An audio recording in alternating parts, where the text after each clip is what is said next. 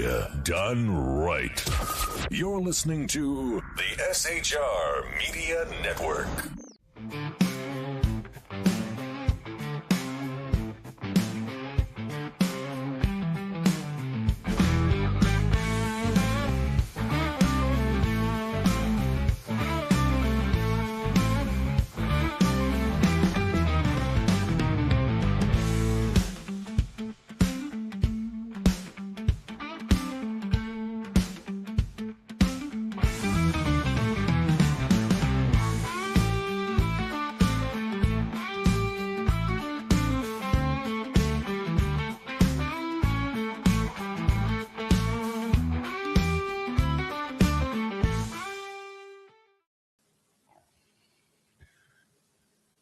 What is going on, y'all? I hope you can hear me. I know we've been dealing with a lot of audio issues of late, but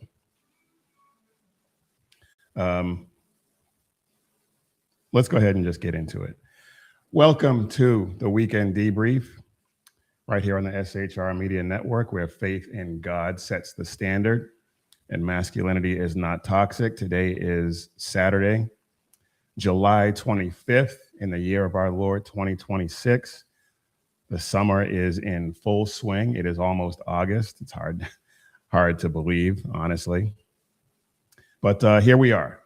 And as always, before we actually dive into it, go ahead and hit like and subscribe. We would really appreciate that.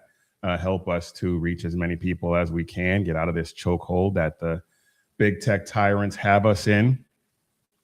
And we're still growing. We really appreciate it. We're up to over 1,700 subscribers on SHR, and the Mission Ready Men Briefing individual channel is almost at 1,100 subscribers. So thank you all very much for that.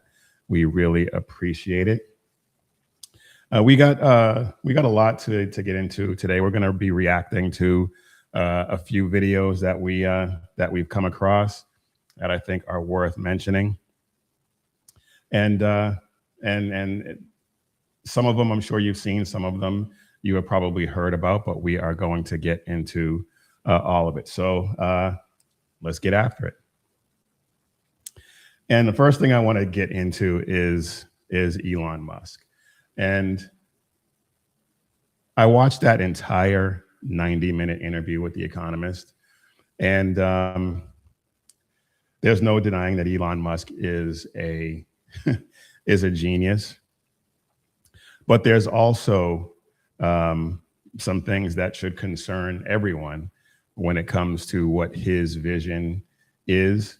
There are some things that we can probably look forward to, but then there are others that's like, oh boy, hold on a second. But and we're not going to get into all of it. I'm not going to break down the entire interview today. I'll probably be talking about a few clips over the next couple of shows, because there was a lot in there, and we are going to try and address all of it.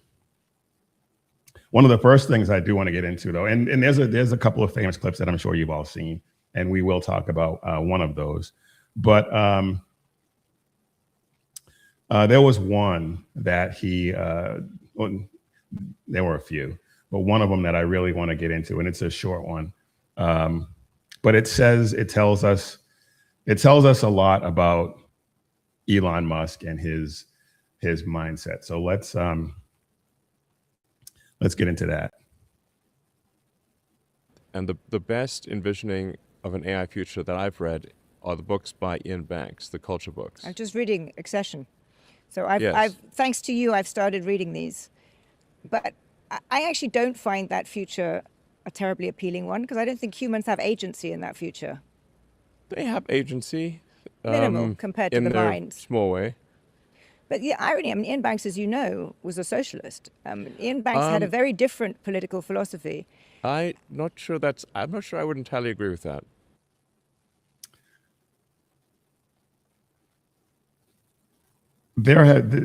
People have been talking about Elon Musk for a long time.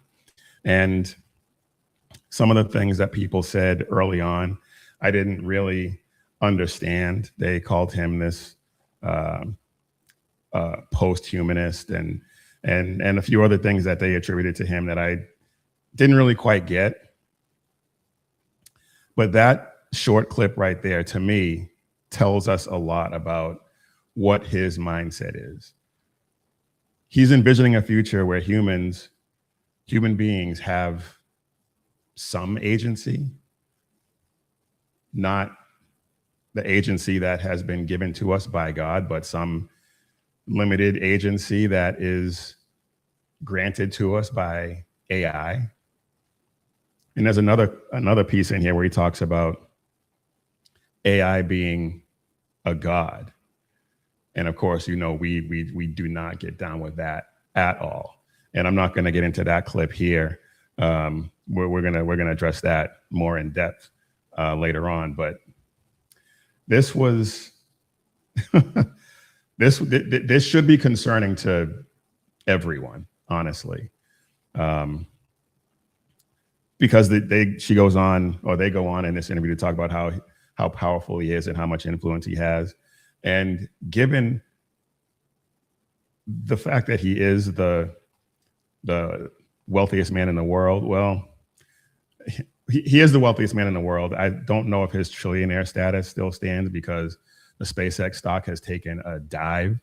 So the trillionaire thing may be gone, but he's still obviously the richest man in the world right now. And that affords him a lot of power, and he controls a lot of this technology and stuff like that. That's concerning. That's concerning. And I'm not really sure how I feel about the whole data centers thing.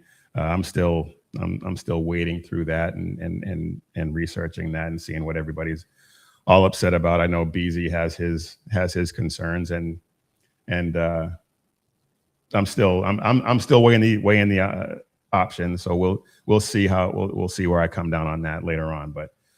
But yeah, this is concerning to me, and it should be concerning to you, because he doesn't believe in God.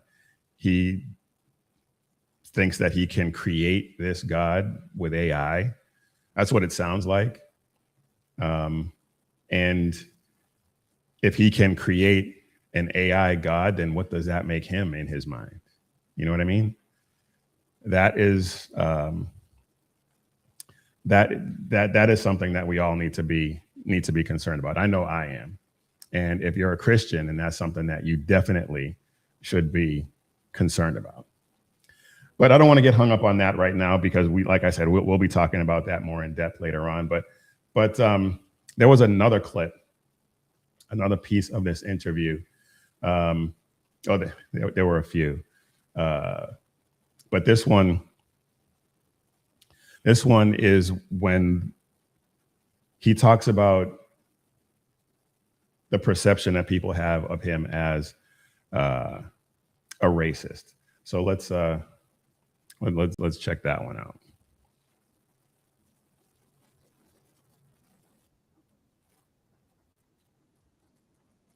There. I think of it as the sort of the West collectively. But do you see why this makes people think that this man who has all this power, he's the world's richest man, he thinks he has a right to influence our politics? It makes people, it's why, we started this conversation saying superlatives. It's why people loathe you. I mean, some people do loathe you. Yes, some people do. But do you understand why? Do you think what you're doing is helpful for Western democracy? Maybe some people do loathe me. Okay, so this isn't, I'm a little bit out of order. This is the one when he talks about people hating him, and then he turns the tables on the journalists. So it's still worth it. So let's continue. And that's probably true. I don't care. But the fact that, as you pointed out, 250 million people follow me is that I think a lot more people actually like me than don't.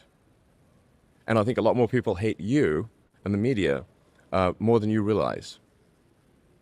Do you realize the media is despised? Do you realize that journalists, the view of journalists is like, it's like a favorable view of journalists is like 15%. I do know that. In the United States...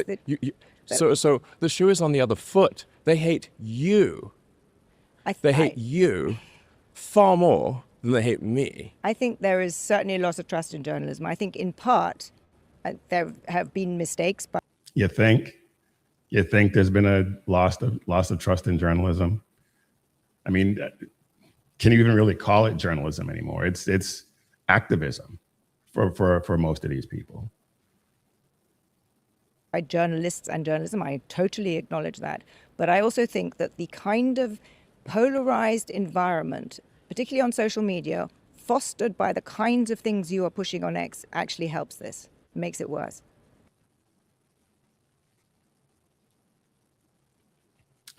She's wrong. What makes it worse is the fact that journalists constantly get it wrong. They are constantly pushing something that most people just don't want.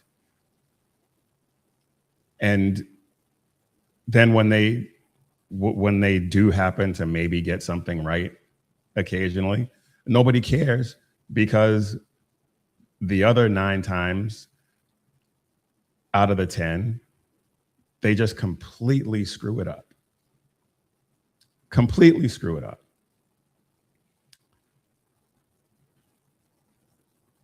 This interview was very interesting. I would encourage you to watch the whole thing. It is 90 minutes. It can be a little tough to take at times, but it's definitely worth your time. If only just to get more of an insight, if you haven't really been paying attention to Elon Musk, only to get more of an insight into what he is all about. And I think we all need to be more aware of that.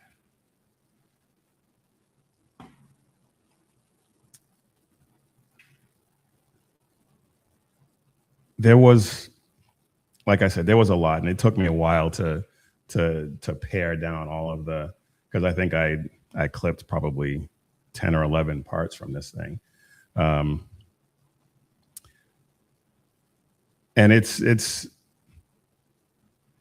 I was kind of shocked at some of the things I heard him say, and not in a good way. There were other things he said that I did find that I did enjoy hearing him say, but overall, this is this could be terrifying. And he talked about also some of the other AI entrepreneurs and pioneers like Mark Zuckerberg and Sam Altman and some of the other ones that are doing crazy things with their AI and the models that they have out there that could be taking away jobs, that could be doing all kinds of things, and he seems like this is a good thing. He thinks this is a good thing. I don't. Let's take a look at this one here. People say that you're a racist. People say that there's all kinds of things said about you, which I'm sure you would disagree with. But I just don't understand. What is the motivation for doing that? Are you fomenting? My partner is she's half Indian, and and I have 4 children with her. One of them was named after a famous Indian physicist. So I would say I'm not racist, and also if you look at the people that are employed at my companies, we have senior executives of all races. I don't think there's any racism there. Are you anti-Muslim? I'm against having if people are coming to a country with antithetical views. He was very, very careful to parse his words, and I edited down a lot of the pauses because he was really thinking how he can get his point across without offending people. And I think that's a mistake. He needs to just come out and say it. But let's continue. I am against that. I'm against that. I'm against rape and murder. I'm against the imposition of rules and laws that are contrary to what we've come to accept in the West.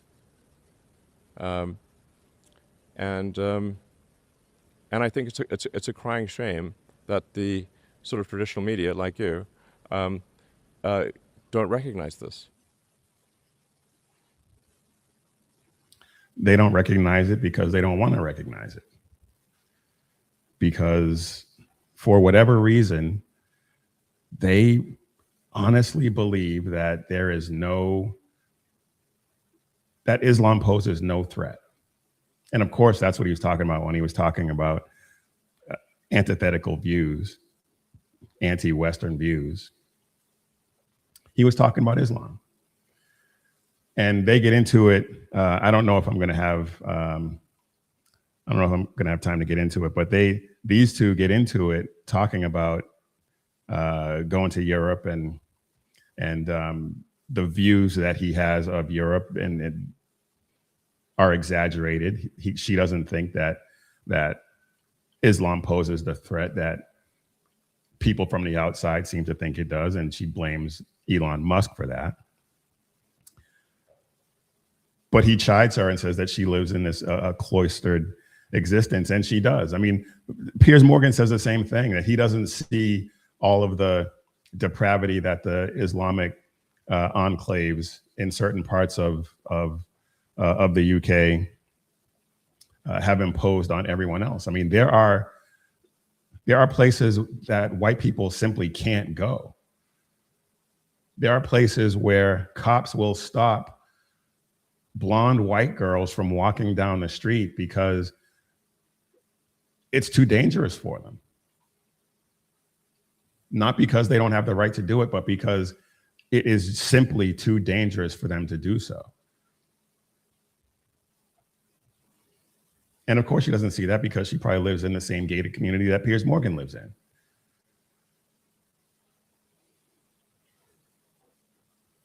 There's one last clip I do want to show you, and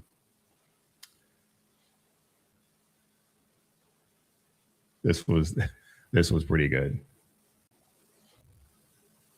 Elon, you have, what is it, close to 250 million followers on X. Yeah, because you say things like, popular guy. Quote, civil war in Britain is inevitable. Just a question of when. On the current trend, yes.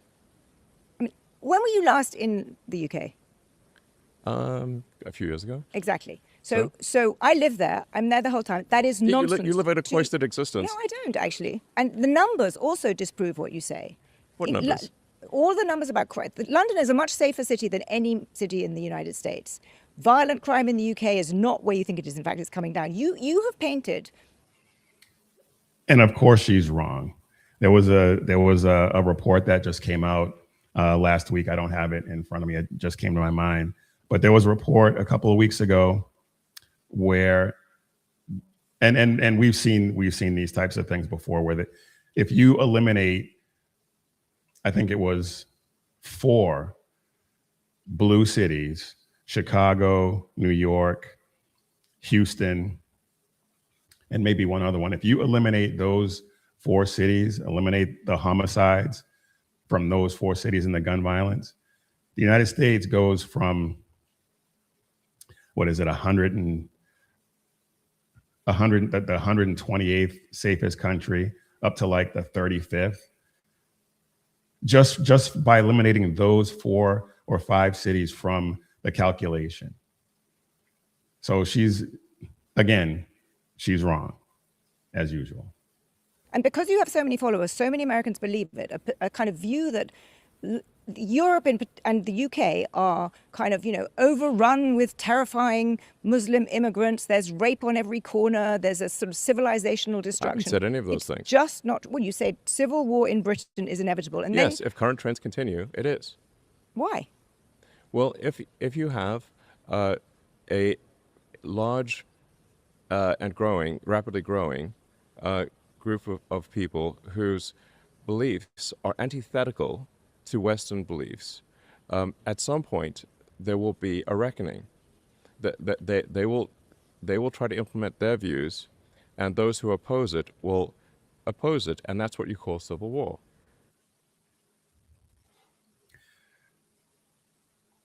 For as much as he said that I didn't care for and didn't agree with, he is 100% spot on. And it's true here in this country as well, if we let it reach that pitch.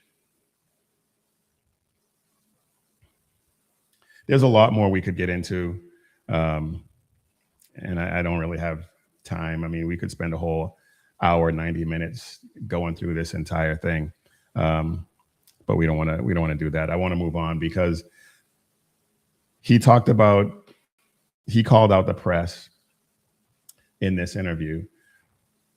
And then President Trump at the White House Correspondents' Dinner did the same thing.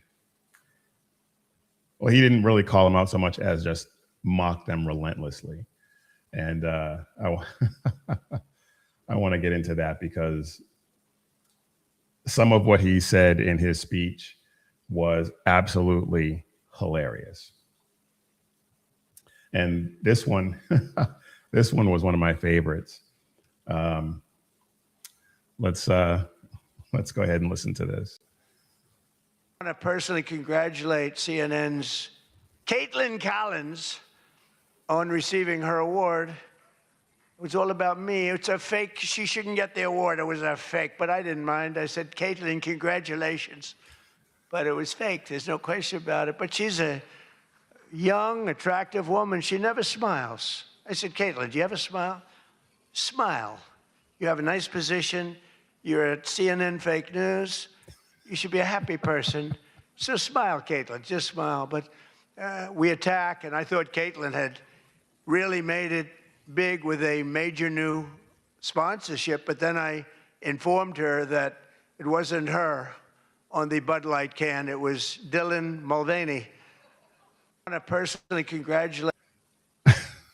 The first time I heard that was that was absolutely hilarious. And I know the left is going to get all up in arms talking about how he's making fun of trans people or whatever, and calling out Caitlin Collins and degrading her, whatever the case may be. That argument falls completely apart because for the past decade, they have been relentless in trying to skewer this president. And at White House Correspondents' Dinners, they have been absolutely ruthless. And that's not saying that they shouldn't be, whatever, because it's, for the most part, it's supposed to be comedy, it's supposed to be lighthearted, it's supposed to, I mean, they've done it with Democrats too. I'm not saying that they've been particularly more vicious with President Trump, but I mean, it is what it is. So for him to come out with something like this at the White House Correspondents' Dinner, I thought it was hilarious. There's a couple of other ones too that he took to task. But people need to just lighten up. Just lighten up, because the thing is, what happens with President Trump is the left takes themselves so seriously. They take themselves so seriously that they just simply can't take a joke. There's a famous, I think Benny Johnson said it first, the left can't laugh either. They are humorless scolds. They have absolutely no sense of humor. Unless, of course, they're bashing President Trump, and then everything is laughs and hee hee ha ha. But aside from that, they can't laugh at themselves at all. But there was another instance where he this was pretty funny too, and this goes into what I was saying, how they can't take a joke, they can't laugh at themselves, and because of that, they fall into his traps all the time, every single day. And this is another one that I'm sure, I haven't really seen any commentary on it yet. Then again, I wasn't really looking. I was just trying to get ready for the show. But I haven't seen anybody really on the left that has react to this. But this one was pretty funny. People have no idea how lucky you are. When I'm gone, you're all going to be broke. Your business model is going to be finished. No, it's true. When I'm not around, you're going to be broke. There's not going to be anybody to report on. Nobody gives a damn about anybody else. The New York Times the other day had 5 stories about me. You know, before I got into politics, in my whole life, I had 7 front page stories. This is years of success. I think 6 were good, 1 was bad. I had 5 stories, 7, 5 good. Yeah, I had a total of 7 stories on the front page of the New York Times. That's not bad. Now I average about 3 or 4 a day, all different topics, all bad, everything bad. But here we are. I mean, here we are. In fact, when I'm finished, I'm going right back to the Oval Office, so I have to be doing okay. But we are all doing good together. That's why tonight, to show just how much I care about the press, and I want to save your ratings, I'm pleased to announce my intention to, and this is somewhat of a scoop, my intention to run for a 4th term as President of the United States. I will be doing that. I will be having an official, in fact, I think I have, I won 3 times. Now I'm going to do it again. Thank you. I'm going to do it. Should be easy. I'm getting very good at running for president. No, I won 3 times, did very well the 2nd time, by the way. Somebody is going to talk about how he wants to abolish the Constitution, how they're going to take this so seriously, and it is completely meant as a joke, but they are going to fall into the trap. I can guarantee it. I guarantee it. And that's going to be even funnier. That reaction is going to be even funnier. And maybe it's already happened. I just haven't seen it yet, but come on. Anybody with a couple of firing neurons knows he's not running again. He's barred constitutionally from doing it. And not only that, he would be, what, 82 or 83 if he were to run again? I mean, come on. It's not going to happen. But it is going to be fun to watch these lunatics fall all over themselves. But this last one's pretty funny. This one's pretty short, but he gives it to another CNN anchor who deserves all the ridicule.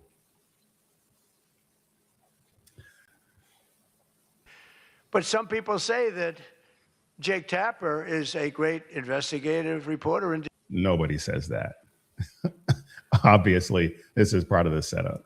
DC, and that's why after moderating our debate, it only took him 1 year to break the story that Joe Biden might possibly have suffered from cognitive decline. It took him 1 year. He wrote a book about how great he was mentally, not too good. But some It only took him a year to figure it out. A year to figure out what we all knew. Anyone with eyes and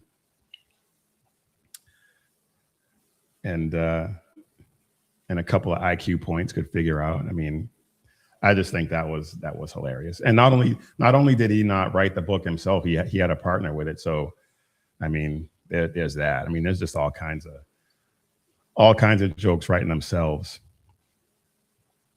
on that. Let's get a word in from our sponsor for today's show before we move on. There's a few more things I want to get to that are just absolutely insane. And the sponsor for today's show is the SHR Media Shop. If you like what we're doing here and you want to support us, head over to the SHR Shop and check out the merch we have for all the guys' shows. BZ and the Berserk Bobcat Saloon, Lyle Armstrong with Beer and Bullstein, Sackhead Sean with the Edge of Liberty, Jersey Joe with the Reaver of Common Sense. Head over there to the shop, check out all of the merch that we have for that, and support us and help us to keep the lights on and keep independent journalism and commentary alive and well. We would really, really appreciate it. So head over to the SHR Shop and check us out. All right. Amy Slate, 33, thank you very much for that. We appreciate your contribution. Thank you so much. 199 from Amy Slate, 3342, liking your channel. Thank you. We like you. Thank you very much. We appreciate it.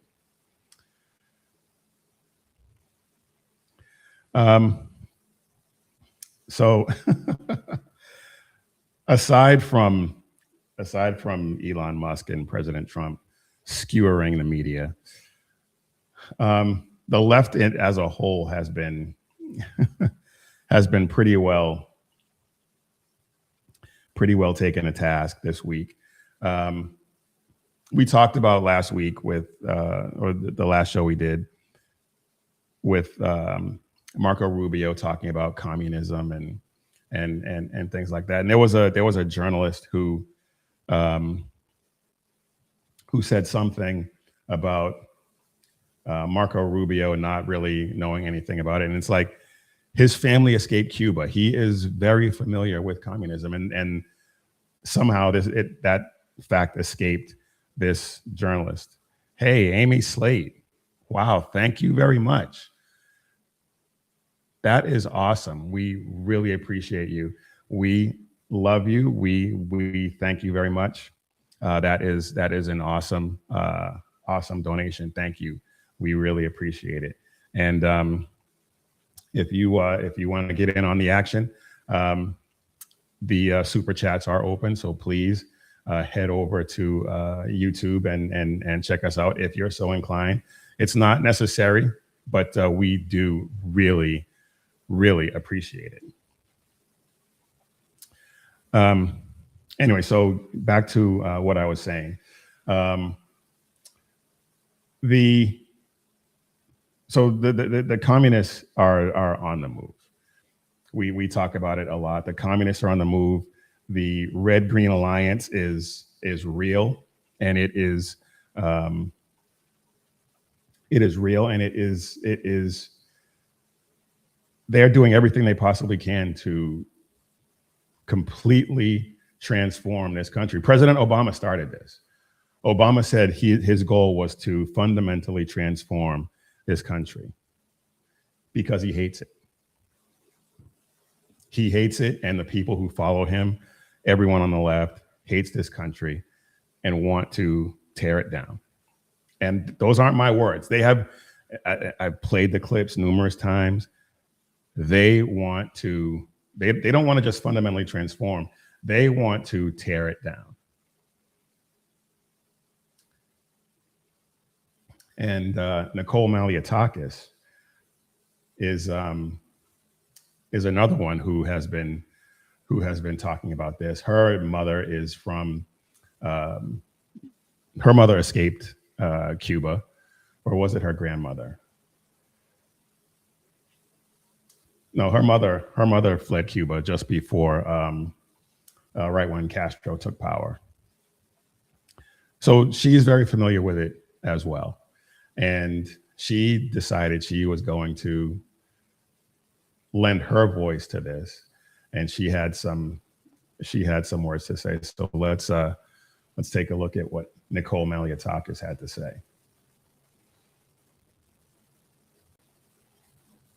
Good morning, everyone. Thank you for joining us today. I represent New York's 11th District. I'm the daughter of a Cuban refugee. My mother fled communist Cuba when Fidel Castro came in 1959. So I'm very familiar with what communism does. My mother fled the country, leaving her father behind. She came with her mother here. And the regime ended up stealing my family's home, their small business, which was a gas station that my grandfather had.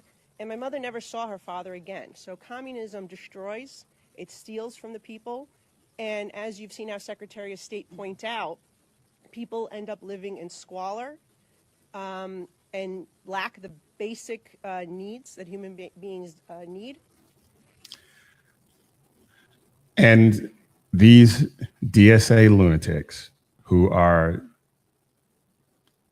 on the march right now and are gaining in popularity. The DSA went from, 20,000 members just a couple of decades ago, and now they're up over 100,000 members, and gaining more and more every day. And they tell us all the time, communism is the goal. They want people living in squalor. They want the government to take people's businesses. They want to control the means of production for the people, I guess. But the people flee these jurisdictions. And if they can't flee, they end up dead. They end up dead. Lenin, Mao, Pol Pot, go down the list. All of them have killed their own people. Mao, the guy that Hassan Piker thinks is one of the greatest leaders to ever live, somehow, I don't get that at all. I don't get that at all. But anyway, let's continue with Representative Maliotakis. And the people that run the regime live as kings. That's the reality. It's about power. It's about consolidating power for a select few. And that is exactly what some of the people that are running for office here in the United States, sadly, are trying to do. We just saw a radical group of individuals win the Democrat primary in New York City. Some of these candidates support no jails, no cops, no borders. They even want to defund the military. And then in my city of New York, as I mentioned, not just those who just won those primaries, we have Mayor Mamdani, who pushed and is pushing an agenda of government-run supermarkets, abolishing private property rights, and seizing the means of production. That was his campaign platform. That was absolutely his campaign platform. And we're going to get into something else that happened with regards to Mamdani. That we're going to get into that next, I think. But she's spot on, and she calls it all out. I'm not going to play the whole thing, but I do want to. I do want to get into the end of her speech here because it is. I'm going to use it going forward because it's pretty good. Let's see the end of this. If we don't all pay attention, and that includes the press. Think about what's happened in those countries where they've had socialism and communism. The press is the first one to go. When they finally consolidate that power, the media is the first one to go, and it is a state-run media. So it's incumbent upon all of us to get the truth out there about the threats that we are facing as a country with these radical people that want to bring this horrific ideology here. I went past it, but she called it the Commie Caucus. She said the Commie Caucus is in town, and that's a phrase that I'm going to be using from time to time because it's good, and it perfectly encapsulates exactly what these people are. So yeah, she talked about Mamdani. So let's get into something that happened recently here. There was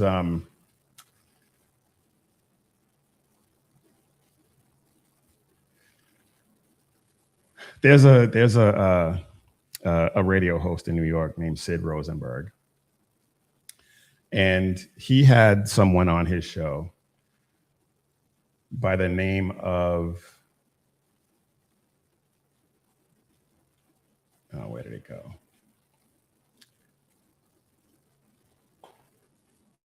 Anyway, he had someone on his show who, Marley Hornick, who is investigating the election of Zohran Mamdani. And she found that 7% of the voters who voted for Mamdani don't exist. 6% of them have fake social security numbers, and not just, well, you know what, let's just go ahead and listen to it, because, and we're not gonna get into the whole thing because it's about 2 minutes long, and there's something else that I want to get into that I think is a little more entertaining, but let's take a listen.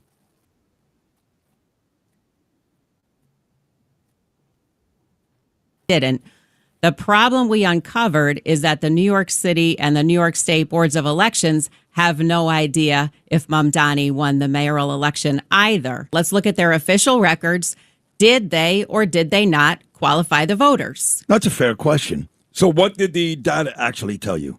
Well, the shocking news said, and nobody better than you to break this story. Okay. 7% of the voters in that election do not exist. They don't exist. They don't exist. They could be dead. No.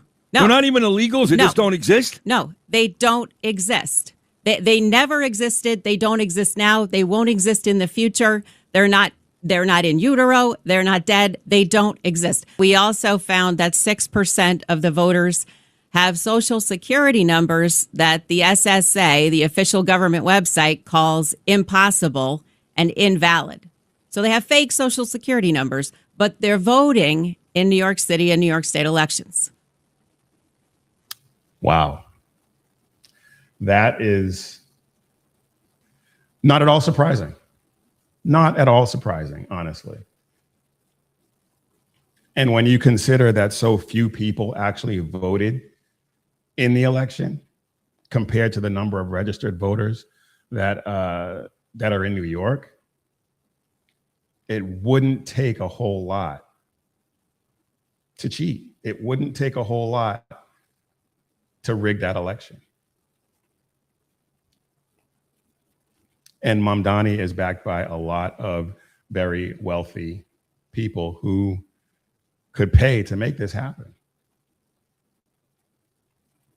But Sid, I had planned to talk about that all by itself, but then Sid Rosenberg was on Fox and Friends. And let's just say, I will be surprised if he's invited back. Let's take a look at that. Trying to talk to Mayor Mamdani is like trying to talk to the IRGC, okay? This guy is a terrorist. That's the bottom line. I'll say it. You don't want... Whoa. He just said on national TV, Mamdani. I say it all the time, but nobody knows who I am. This guy's a famous radio host on Fox News, national TV, saying it to say it, I'll say it. He's a terrorist. He's a jihadist. He hates the Jewish people. He hates America. He hates the Italian people. He hates the Irish people. He hates the German people. Unless you're Muslim, Mayor Mamdani has no use for you. He is a horrible person and maybe has perpetrated the worst American and Jewish hate in the history of this country. Those two people stand the other day on the airport side of New York City. That blood is on his hands. That blood is on your hands, Mayor Mamdani. He's talking about the two people, the Jewish person and the Asian person who were stabbed, and the assailant said, Allahu Akbar. And they're trying to say that maybe it was a hate crime, maybe not. Anyway. Got to find a way to get this guy out of here. Maybe Dr. Naomi Wolf is right. Maybe that election wasn't what it looked like on paper. Maybe he really didn't win. But either way, this guy is the worst thing to happen to New York politics, maybe in the history of our state. He's a lowlife. I mean, I think you may be. He, of course, I think it's Griff Jenkins who comes in and says, tries to clean it up. But this guy is not having it. A bit over your skis and labeling him a terrorist, and you're probably going to get flagged for that. Why?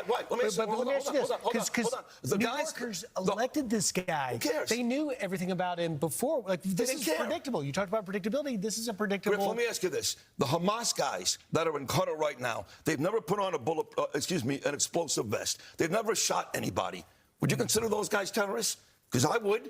Okay, so his ideologies are in line with the terrorists. Mahmoud Khalil is a campus terrorist. You don't have to kill somebody to be a terrorist. You have to share the ideology. That's what this guy is. He's no better than the person who actually goes and shoots somebody because he respects that person. He likes that person. That makes him one of them. Not only does he respect and like them, but the top lawyer in his administration defended the hijackers that took down the towers. He took pictures with the guy who planned the 93 World Trade Center tower bombing. Sid Rosenberg, he did not say one word that was a lie. Not one word. He was 100% spot on. And it's something that I've been saying since he hit the scene and since I figured out who he was. So props to Sid Rosenberg for that. That was great. And I know people are going to try and cancel him. It doesn't seem like he cares. But yeah, that was awesome. All right, let's we got a little bit of time left. And I do want to share this one with you. This is just another example of the lunatic left. Let's watch this, and I hope you haven't. You're not in the middle of eating something. My name is Dina Nina, and I'm running for the state assembly to be Republicans' worst nightmare. A transgender woman who lives in poverty. A dude pretending to be a woman. Badly. Wants to legalize weed and thinks everybody deserves affordable housing and healthcare. Yikes. I'm the exact opposite of what you typically get in that building. My name is Dina Nina. Dina Nina. Wow. Okay. Why? And the thing is, it's not going to surprise me at all if this person actually runs a competitive campaign. Wouldn't surprise me at all, despite the fact that he says he's living in poverty. I think he's a Starbucks barista or something like that.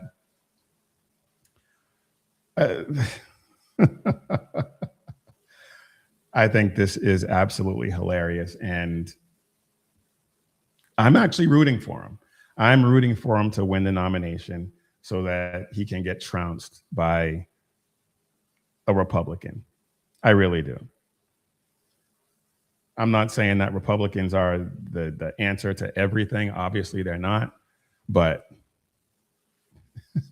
anything has got to be better than a mentally ill dude who wants to legalize weed roaming the halls of state Congress. Dina Nina. Wow.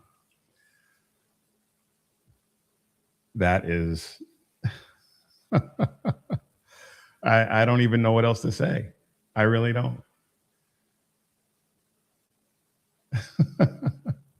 The story that I saw use the you know what, let's just take a look at it. This was the story on Twitchy, and it's Matt Walsh. I can clearly see you're a man. And he actually said that in his movie, What is a Woman? And I can tell you what a woman is not. A woman is not that. Just, oh my goodness. Why does the left keep doing this?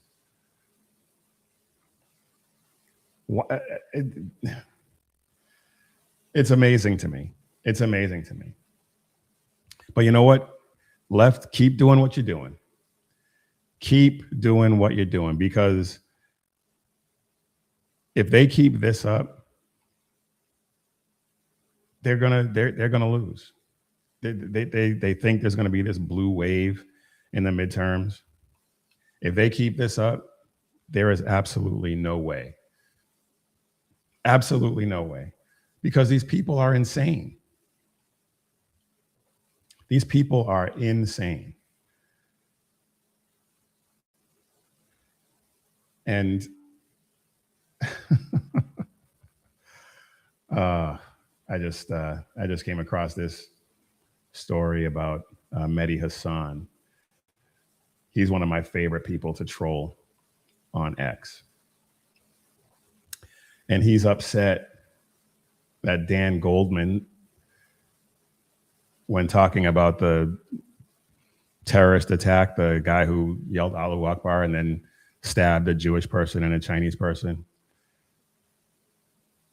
he's upset that Dan Goldman allegedly ignored the Asian person in his statement. Mehdi Hassan is the worst. He is. If you don't follow Mehdi Hassan on X and you're on X, you should follow him. This guy claims to be this great debater, and every debate I've ever seen him in, he gets stomped. Andrew Wilson has destroyed him. Michael Knowles has destroyed him. Any of the panel shows that he's been on, he just gets absolutely demolished because he's only got a couple of talking points, and everything revolves around Israel and Islamophobia. He brings everything back to that. And if somehow a topic doesn't fit into that, then he just won't engage with it. I'm trying to get him to block me on X. I go after him hard on X because I want him to block me because it's a badge of, I've been blocked by a few people that I think it's a badge of honor to be blocked by, and he would be another one. He would be another one.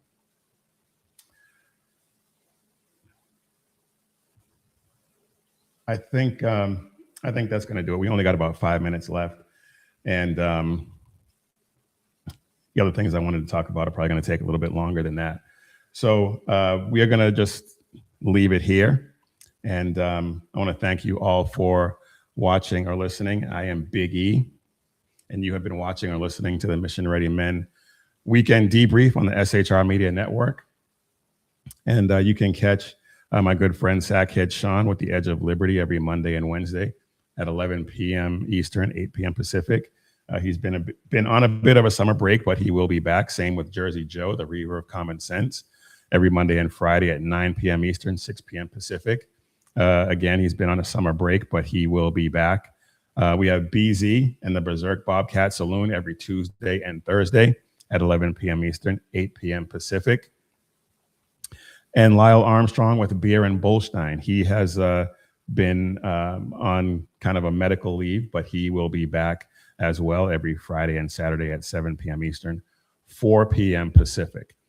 So please like and subscribe to all those guys' shows. Share them. Help us get the word out. Help us to expand our reach. We would really, really appreciate it. And thank you to the people who donated today. That was very generous of you. Thank you so much. And we love you for it. We absolutely love you for it. But that's going to do it for this briefing. We are not here to just yammer on about nonsense. We are here to equip Christian men and spread the gospel of Jesus Christ and carry the banner of faith, freedom, and hope into the next generation. And if anything that we said here tonight resonated with you, please don't just watch, but share it. Share it with another guy. Bring him into the fight. Share it with everybody. Share it with everybody. Bring them all into the fight. And if you want to wear what you stand for, head over to missionreadymen.com, click Shop 7 Armors, and check out all of the great designs. We have this Mission Ready Men briefing tee, as well as a bunch of other great designs that talk about faith, freedom, and unapologetic patriotism. And while you're there, you can check out the SHR Media Shop and check out all the merch for the guys' shows there as well. And remember, when seconds count, the police are only minutes away, but the Lord is right there with you. So keep your prayers going up and your head on a swivel. God bless.